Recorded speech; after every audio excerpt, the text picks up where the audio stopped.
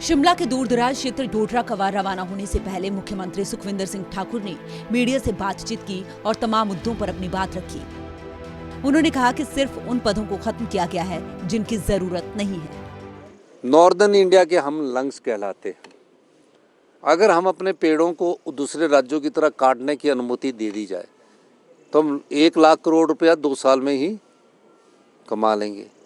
हम अपने वनों को अगर भी संरक्षण चाहते हैं, लेकिन हो क्या रहा है कि हमारे 4 MP होते हैं पार्लियामेंट में, उनकी आवाज़ नहीं होती। पर 4 MP पूरे देश का प्रतिनिधित्व करते, ये बात तो सही है। वो MP मांग तो उठाते नहीं है, वो तो यहाँ के प्रेस में बोलना है। जैसे कि आजकल प्रेस कॉन्फ्रेंस में बोलने का दायित्व उनका है, करना कुछ नहीं है, दायित्व है, राष्ट्रीय स्तर के भी नेता है। लेकिन क्या आपका ये दायित्व नहीं बनता है कि आप सरकार की डिसीजन मेकिंग बॉडी में हैं?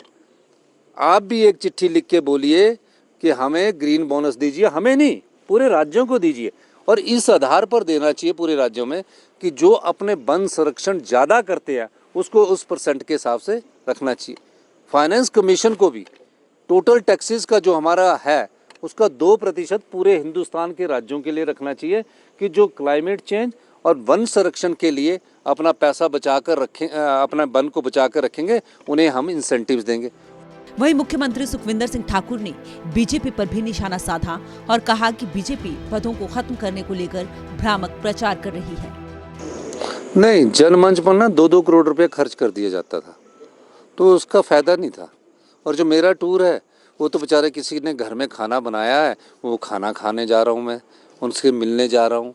उस डोडरा क्वार में आज तक कोई मुख्यमंत्री गए, मुख्यमंत्री सारे गए, जयराम जी भी गए, लेकिन रात को कोई प्रदेश का आज तक मुख्यमंत्री नहीं रहा। मैं रात को उनके बीच में रहूँगा, उनकी बात को समझूंगा और अपनी उस गारंटी को पूरा करेंगे जिसके लिए भारतीय जनता पार्टी बोलती है कि कौन सी गारंटी पूरी करनी है, वो चीज़ें भी दूंगा।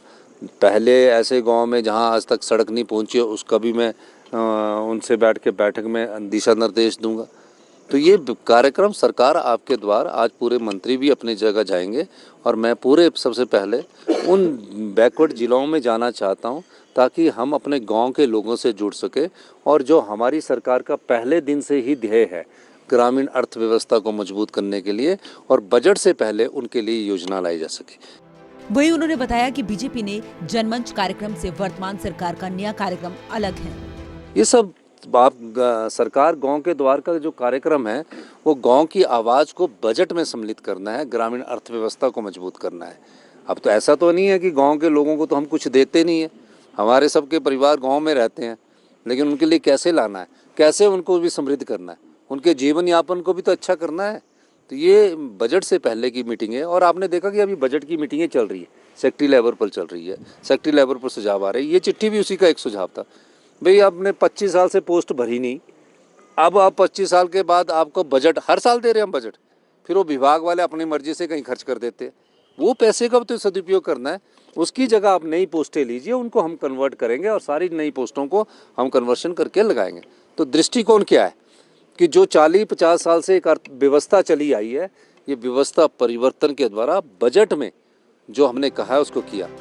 बता दें कि हिमाचल में दूर दराज क्षेत्रों में रहने वाले लोगों को अपनी समस्याओं को लेकर शिमला ना जाना पड़े, इसके लिए सुक्खू सरकार ने खुद घर द्वार जाकर लोगों की समस्याओं को सुनने और उनका समाधान करने के लिए अनूठी पहल की है। सूर्य समाचार के लिए शिमला से अरुण उनियाल की रिपोर्ट।